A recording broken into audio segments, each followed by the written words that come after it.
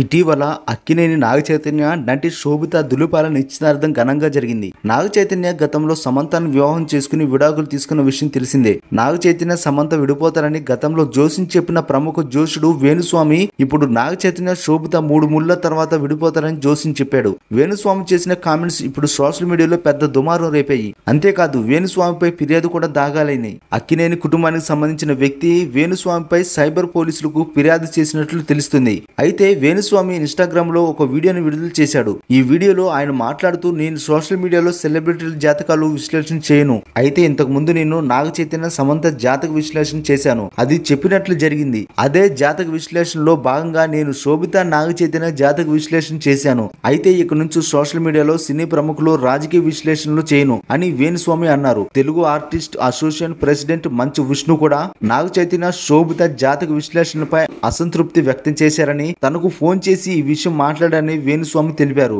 ఈ విషయాన్ని ఆయనకు క్లారిటీ ఇచ్చాను. ఇకపై ప్రముఖుల జాతకాలను విశ్లేషించను. ఈ విషయమై మంచు విష్ణుని కలిసి మాట్లాడబోతున్నానని ఆయన చెప్పుకొచ్చారు. అంతకుముందు వేణుస్వామి నాగచైతన్య సమంతలతో పాటు పలువురు నటీనటులు జాతకాలు విశ్లేషించారు. ప్రభాస్ కు ఇకపై సక్సెస్ రాదని ఆయన అన్నారు. కానీ సలార్ కల్కితో రికార్డులు బద్దలు కొట్టారు ప్రభాస్. వీటితో పాటు ఆంధ్ర అసెంబ్లీ ఎన్నికల్లో జగన్ మరోసారి భారీ మెజార్టీతో గెలుస్తారని రాజకీయ విశ్లేషణలు కూడా చేశారు వేణుస్వామి. కానీ జగన్ పార్టీ అయితే ఘోరంగా ఓడిపోయింది. ఆ తర్వాత వీడియో అప్లోడ్ చేసిన వేణుస్వామి ఇక నుంచి రాజకీయ నాయకుల జాతకాన్ని విశ్లేషించను అని చెప్పుకొచ్చారు.